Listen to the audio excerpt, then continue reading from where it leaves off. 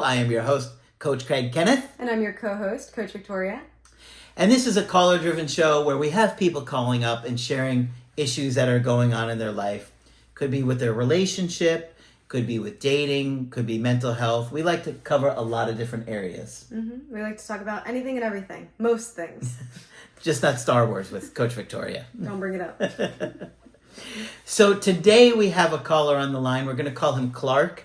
And Clark, you said you were in your mid-30s, is that right? Yes, that's correct, yes. Now, Clark has been in a relationship where they've had multiple breakups. And the cycle is on again, off again.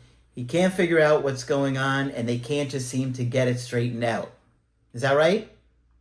That's correct, yes. Yeah, that's right. Okay. So, Clark, tell us a little bit about what's been going on. You've been watching our channel for a while, right? Yeah, I've been following your work I've obviously, with the latest breakups, I've been doing a lot of reading into attachment theory and everything like that, and understanding my attachment style as well as her attachment style as well. So it's been quite eye-opening, really, in the grand scheme of things. Sure. Now, how old is your ex? She's just a couple of years younger than me, so she's... Okay, early 30s. We need to give her a nickname. How about we call her Amber? Yeah, Amber's good. Yeah, that works. Okay. So how long have you been with Amber? Tell me about life with you and her. Yeah, okay. We first met on a dating website just over 2 and a bit years ago. Everything was great in the start, as it always is. We moved in a little bit too quickly, way too quickly. And I knew it was the wrong decision, but I still did it. And how long were you guys dating when she moved in? I moved in with her actually after only 6 months. Okay. Which is far too soon. I should have known better, really. And then after we had our first breakup, which was kind of that was more mutual actually at the time. How long into the relationship was the first breakup? A year. Okay, so you move in together after 6 months, and then 6 months later, you're like, I'm out of here. What happened? Yeah. I think I struggled to adjust so quickly living in a small house, and obviously she has a daughter as well, and I think I struggled and I have children myself, and I think initially I struggled with that adjustment really quickly, and and I think she was struggling with it as well, when we were both we weren't on the same page, and I think we just both agreed that. But what were you guys like maybe arguing about? Can you think of any certain themes that were coming up? Was it parenting related or what? Yeah, it was more parenting related than anything else. Yeah, sure. There wasn't anything else a great deal that we were arguing about really, but it was mainly parenting. Like different, I think. Like you maybe didn't like the way she was parenting her daughter or something?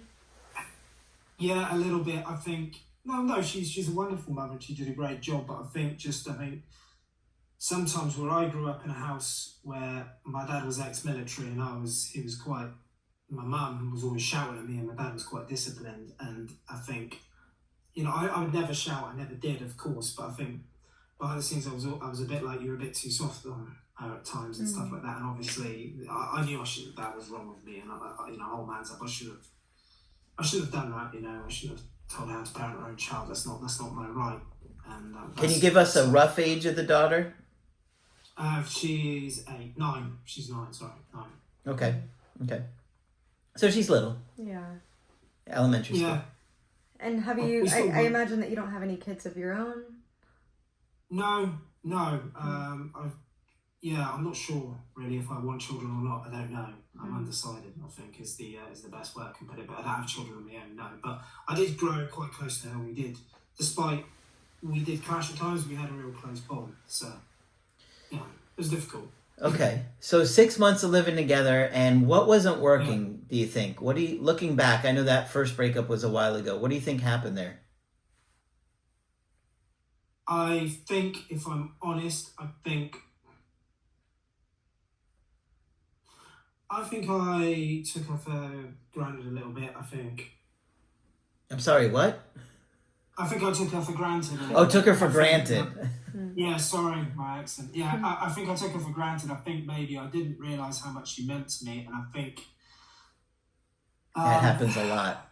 It happens a lot. And yeah, and I think obviously after the breakup and the space apart, you know, we didn't really stop talking. We still continued to talk, and I think I realised that at that point that after a few months that, you know, I knew I really loved her at that point, and I was like, oh God, what about that? And I know she still felt the same, so then we managed to sort of come back together, but from that point on, everything changed and it flipped completely, the dynamic. Yeah. Okay. So what happened? You decided to move out. It was kind of mutual, you said, right? Yeah, it was mutual. So I moved out, moved back in on my own, as I've been used to, I guess, for the last few years. Okay. So did you guys stop talking for a while? Did you guys go into no contact? We didn't stop talking. Okay. Yeah. No, stop talking. We continued to talk. We didn't, and eventually we, got back around the table. We started meeting again, and then eventually we sort of, I don't know if we fully got back together, but we have got back together.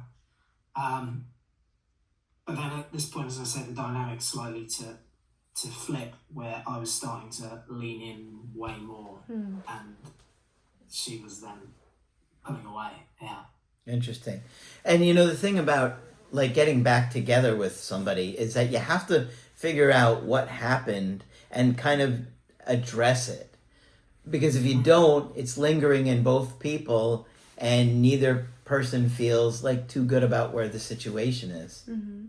So when the two of you had gotten back together, then you had lived separate at that point. Tell us about the second era of your relationship. So the second time wasn't too long. It was quite short-lived. It was Clark and Amber part 2. Right. That's it. It was only about 2 months. We were living separately. We were just... we were getting along fine. Okay. Things were going better, and I was definitely sort of trying more, but I think I'd just been away on a trip, and I got back, and I called her, and I knew straight away I could sense she was off. I could sense a few days beforehand that she was pulling away. Obviously, you have that feeling inside, and I think the feeling was that she wasn't. I wasn't trying hard enough. I wasn't including her in my life enough. I wasn't prioritizing her enough, and things like that. I felt that's what she felt like at the time. She felt like if he's really trying here, then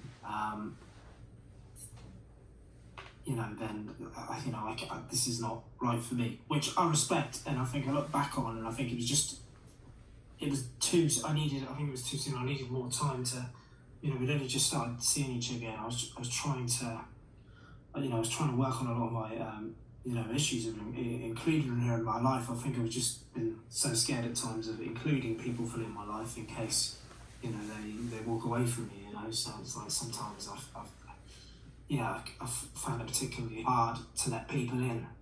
Sure. And I can hear in your voice that you're quite hard on yourself when you're telling us about it. Part of this might also be jumping back into that relationship maybe before you were really ready too. It seemed like maybe some of those issues from the first time kind of lingered on into the second, the Clark and Amber part 2. It kind of seeped into that. I hold myself to high standards, and I never blame. I never, I'm not a victim, nor is she. But I always look at my part I play in a relationship and what I could bring and what I did wrong. In any relationship, I try to use as a learning curve to better myself. I'm not perfect. I do make mistakes. I'm human, but I am incredibly hard on myself, and I doubt myself a lot all the time. I doubt myself. Got that critical inner voice that Margaret used to talk about all the time. Yes, critical, always looking for external validation, even though I'm trying hard to flip that narrative in my head and then silence that voice. It still rings, true. So it's tough. Okay, But, so you got back together, and how was life after you guys got back together this second on the time? second time, it was so short and so much of a whirlwind that I just couldn't make sense of it. It was just very. Oh yeah, obviously I hadn't seen her since the first breakup, but Oh, you didn't see when, the daughter since the first breakup. How? not until after the first breakup, I sort of started. I suppose I saw the daughter again when we sort of half got back together. Oh, okay, okay. The daughter never really knew that we were back together at this on the second breakup because it was quite short. And yeah, and that's when she obviously she pulled away and she said that she loved me. She wasn't in love with me. The classic line which you get, and that was on a phone call, and then that was that really, and then then it really fell apart after that for me. I think that's when I started to sink. And how long ago was that breakup? Breakup number 2.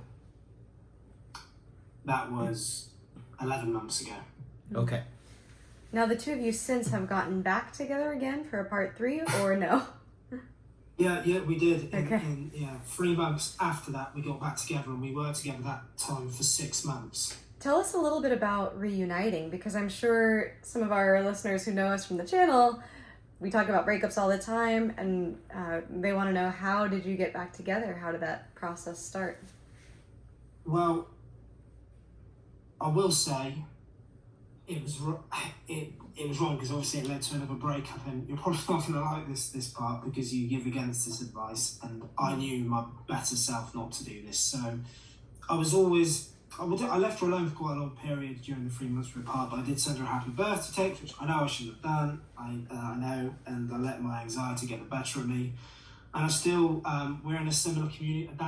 We do a lot of dancing, and we're in the same dance community together, which, so she was still going to that at times and bringing her daughter to that. So that was quite tough. And then it got to the point we'd had a few weeks of silence, and I sent her a letter, which I shouldn't have done. Handwritten? Yeah. There's no helping you. Sorry, we gotta go. Don't listen to him. and I know, and that brought us back together initially, but and I think so. Then we got back together. If I can move on to that part now, Yeah, sure. And then everything was, and then I was really investing. I was prioritising. I was including her in my life. I was, did she want? But I was overcompensating, and I think this is where the polarity, the masculine and feminine, maybe started slipping. I was leaning in too much. Yeah. So the attraction wasn't the same. It felt more like you were desperately trying to hold on to her, as opposed to like letting her attach to you and feel safe with you again. Right, and this is something that we see often where there's this overcompensation for things that you may have felt bad about, or mistakes that you've made in the relationship. And what that can do for the other person is sometimes it can feel manipulative, it can feel not genuine, even if it is on your end. I can hear this whole time that something that you've been wanting to do is prioritize her and her daughter matter a lot to you.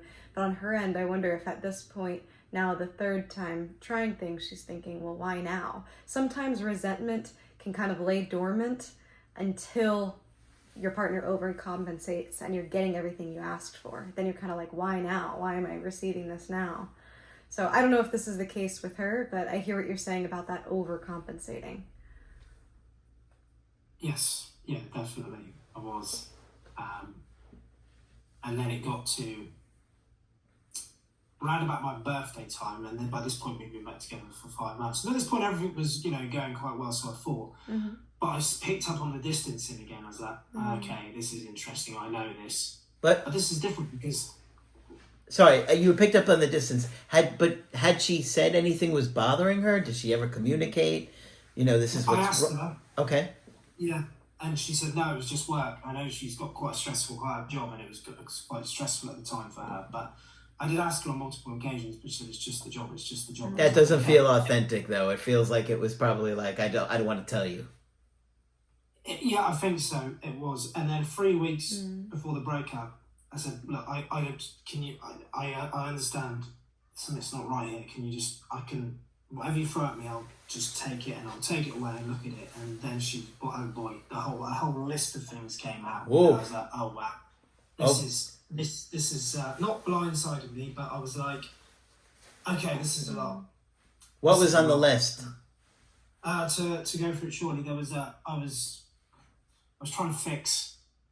Instead of just listening and understanding, I was trying to fix her problems and solutions, which I shouldn't have done. I know that. I think I wasn't always like. She picked up on like how she said that she felt like she had to parent me at times, but then I asked for examples and she couldn't give me any clear examples. I think she was talking about her daughter. You're always just being friendly and playful with her daughter and not parenting. But I was like, I tried to go with her lead on the parenting, so I was just trying to really take a step back and build a better relationship with her daughter. Yeah. So that was on the list. Okay. She had feelings arose for another man that she had actually been seeing while we were separated the second time. This is a big This feels like the honest answer here. I'm not the parenting thing feels like an excuse. She was reaching for something. And that might have been the initial reason, maybe in the first breakup. You went from dating for 6 months to then living together, meaning like sharing the mundane everyday type of thing, and that's a difficult transition. But at this point, you had said she met this guy after the second breakup. Tell us about what's happened here. Was it after the second breakup or the first? That was after the second breakup. Mm-hmm. Okay, and the second breakup was in the winter. Was that right? The second breakup, no. The second breakup was in the autumn, Mm-hmm. and then we got back together around Christmas, and then the third breakup was just back in early June. Got it. Where did she meet this other man, and what do you know about him? What do you know about their connection? What did she tell you? Well, the first time I'd heard about it was 3 weeks before she left me, which was the day she gave me the list, and she just said that she'd heard from this other guy who, and I think they just had purely physical chemistry in the past. From what they'd never dated long term, is my understanding, and I think she maybe felt some physical chemistry stronger with him than me, which is my fault because I wasn't always being in my masculine and leading, and so that's on me. I don't, But with the physical part, is that something that she had said? Did she mention having a stronger physical connection? Yes, she said she had a better physical connection with this other guy. That would be hard to hear. Yeah. That would be really hard to hear. It was tough to take, but I didn't react because I know I've gone through life and, I've been, one good thing I'm thankful growing up is, never react. My dad always taught me never to react, just listen to people and count to three. And so it's not easy to do. Yeah. And it sounds like you were saying really that you were just aware that maybe you had been distancing physically from her. Is that what you were going to say? Or? Yeah, she was just at that point. I was then trying, and there was a couple of other things, like I hadn't been doing any DIY around her house, but I didn't live with her at that point. But I was like, and things like that started coming out. I was like, oh, and then I started, it just went overboard. Then I stopped trying to fix. I all of a sudden then started doing up a garden and everything like that. I was like, I was really trying to fight it, and at this point I could sense her pulling away to the point of this is crazy. And then I went round her house because she wanted to chat with me, and she was giving me all the lines that I feel like you can love someone but not be right for them. I feel like all that kind of spiel. So I think she kind of had 1 foot in, 1 foot out, right? Where she had attraction to this other guy, and maybe she didn't think it was going to go anywhere, but she loves you or cared about you. And so when she got back with you, she probably wasn't fully in it the whole time, that whole third time. That's what it seems like. That's, yeah. Would you agree with that? Is that what it felt like? I would agree with that, and I just want to add that I didn't actually know the full extent of this guy until the day we broke up. I didn't know that she had feelings for him until, when she told me she had feelings for him still, I could see I was emotionally quite affected. I didn't want to say anything bad to her or anything, so I just removed myself from the situation and just left the house the day we broke up, because I didn't know the full extent of this guy until the day we broke up. Did you see anything unusual with her behavior leading up to the breakup? Like, did you suspect that maybe she was secretly seeing this guy or anything like that, or talking to him, or? No, because she's a good person. I don't think she. And where did she meet him? I don't know. I have no idea. I don't know much about him, and I've just tried to. Okay, so control. So the day of the third breakup, she says to you what? How did she say it to you? That I just feel that we're. She just said she can't do this. It's becoming too hard. Emotionally, it's becoming too hard for her. She can't do this on, And then I asked about this other guy, and she said, "Oh, I still have feelings for him," and I didn't realise I had feelings for him until he texted me a few weeks ago. And that's when you had started to feel her pulling away, right? Yes. Yeah, and the other thing is, by you overcompensating, she might have also felt, yes, a sense of security in a relationship, which is always a good thing, always something that you do want to feel, but she may have taken you for granted at that point, right? The tables might have turned a little bit at that point, and she might have started to consider her other options because now she knows that she has you, right? So it could be that not being fully committed and knowing that you're there as an option. She doesn't have that anxiety that you could leave. Yes, I think so. But I mean, I still shoulder the blame myself, because I think if I'd have turned up as I should have done. But again, I didn't have the tools at the time. Okay. So what happened? How did things go then and there and since? I left, obviously, that night. She sent me a text saying, "I hope you get home safely. I'm sorry that it's, that it came across like this to break up. I think she wanted to end it on better terms. But there was only bad words said. I just removed myself. There's a couple of messages exchanged over the next couple of days. And I still told her how much I valued and cared for her and stuff like that, I know. But then that was a couple of days after breakup, and then I just went radio silence and started going back inwards and doing.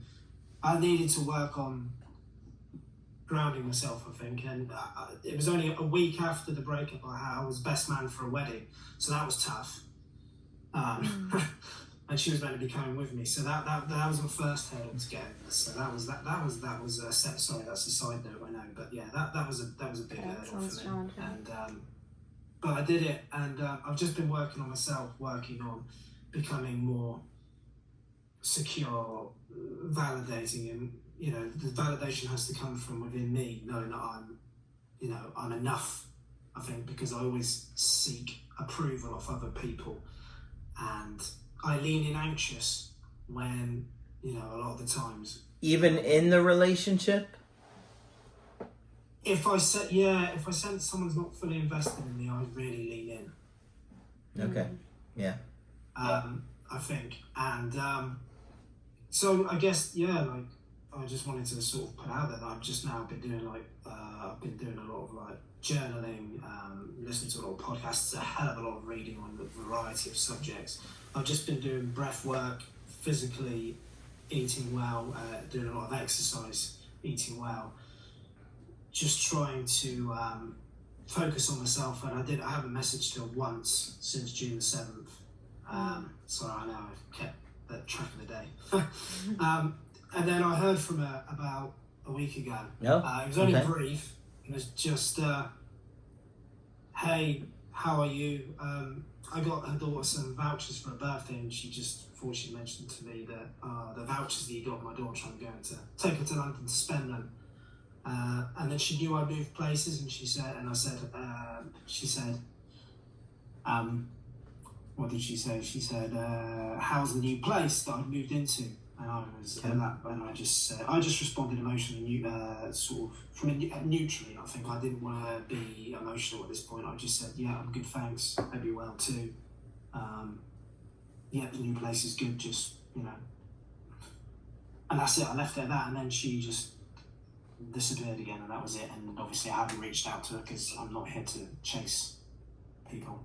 Sure. I don't want to be in my life. As hard as that is, it's a battle in my head, but I know that's right. Yeah. Well, it's tough because you have to find the balance between, you know, you don't want to look too eager or chase, but you also don't want to look like you don't care if they're reaching out to you because, you know, she probably thinking, oh, he doesn't want to hear from me. I don't know if I want to reach out. You know what I mean? So, you know, I'm just wondering if maybe she got the vibe that you didn't want to talk to her or something, you know? I think I was quite warm. I think I was quite warm. I wasn't overly warm, but I didn't want to start leaning in again and do what I did last time. I think was I right? Was I wrong? I don't know. It's really tough to Sure. know what to do in these situations. Yeah, I mean, you could just say, hey, it's great to hear from you. Well, you and I should get together or something like that. You know, if you feel like you know her, if it feels like she might be looking for an excuse to reach out, your goal ultimately is to get her to go out with you. Now, if she says, no, I'm seeing someone now, then you just say, okay, well, if you're ever single and you want to see me, you got my number, you know? But we certainly don't want you to put yourself in a situation where she thinks you're agreeing to friendship. No, absolutely not. No, I think in my head, my gut feeling says that I think she's, she's gone for good this time, and and I have to learn to live with that. And I've learned a lot. It's been like a mirror to me, and I think I just have to try and pick myself up and carry on, as tough as it is. I don't want to sit here and feel sorry for myself because that's not the answer. I've only got one life. I need to live it the best I can. But obviously, losing two people is tough because I've been there. It's horrible. It's brutal, right? Yeah. Yeah, you know, when you're attached to a child like that, it's a completely different kind of love, you know? Yeah. And it feels brutal because it's like you love that kid so much, you just want to see them and spend time with them and let them know that you're not abandoning them, you know? But you can't, exactly. Especially when they're little. I think exactly, and I think I'm just left with now, well, you know, with should I text her? Should I not? Should I text her? Should I just carry on? You know, that's ultimately where I am right now. Yeah, I mean, if I was in the situation, I wouldn't text her because essentially it sounds like she had one foot in, one foot out for a long time. She wasn't really, I don't think she was ever really fully committed the third time you guys got back together. I don't know why. It doesn't sound like there was a lot of communication as to what was bothering her or what she wanted to see that was different. So I would want to hear her vocalizing what the issues are so you can have something stronger. Yeah, and I would also give yourself a little bit more time here too. You know, I could see that you're doing all the work necessary to really understand yourself better, to get those patterns that you want to see there. So how long has it been since last contact with her? 9 days. Yeah, okay, so it's still 9 days, very fresh. 4 hours, 14 seconds. It still is very fresh. And how long since the breakup? 12 weeks today. Yeah, so it's still relatively early. Yeah. So you got to really figure out what happened here. Like, you're going to have to figure out and look closely at why this relationship didn't work out. The first time, I think the first time is probably where you're going to get the meat of that, right? Because I feel like the second and third time she wasn't as invested. Maybe the second time she wasn't having her doubts that it wasn't going to work, so she wasn't really invested. And then the third time it sounds like she was attracted to somebody else, so I don't even know why she gave it a third time. So you got to look back and figure out what happened there. And, you know, we have lots of really detailed videos, you know, especially in our Understanding Attachment Styles playlist on the main channel and our Be a Master in Relationships on the main channel. The Creative Healing course would be really good for helping you figure out what happened here, because there's a lot of challenging questions that you're going to have to answer. And one thing that I would suggest is taking things at a very slow pace. It seems like in the beginning, things moved way too fast, moving in, and that led to its demise. The second time around, you might have been a little too nonchalant. And then this third time around, you compensated for the nonchalantness, making you, far more like invested and, maybe moving things too quickly then too. So I would think about going at a slower pace. And you had mentioned part of that polarity and the masculinity, femininity. Honestly, I'm not somebody who's super into that, but one thing that I will say about this is, I can see both maybe stereotypes. There's that super romantic man with like the rose in his mouth that's trying to win over his princess. Then on the other end, you have like the very nonchalant, cool guy. Maybe he's got sunglasses. Maybe he rides a motorcycle. Maybe he has a Star Wars collection. Maybe he's more of a bad boy, and it's the one that all the women swoon over, right? So I could see kind of the two extremes here. I would suggest finding like something that's authentic to you, that's a slower pace, to where you can have that romance, but you can also have some of that independence and saying, okay, well, maybe I'm not sure if I want kids in my own life. This woman that I have grown to love, she has a daughter. What could that look like for my life? So having, I don't want to say a blend of the two, but something that's uniquely you and that's at a slow pace for the two of you to really get to know each other without it having to be, either, acting like I don't care or caring so much because I had acted like I didn't care before. So taking things slow and in brev. No, thank you very much. No, I appreciate that. I think the hardest thing is, though, I think the pattern that with her is that I hope she realizes that is when things get tough, she shuts down. She had a tough childhood. It was hard, way harder than mine, and so I understand why she shuts down when things get tough, because it's how she knows how to look after herself and defend herself. So it's, I get it.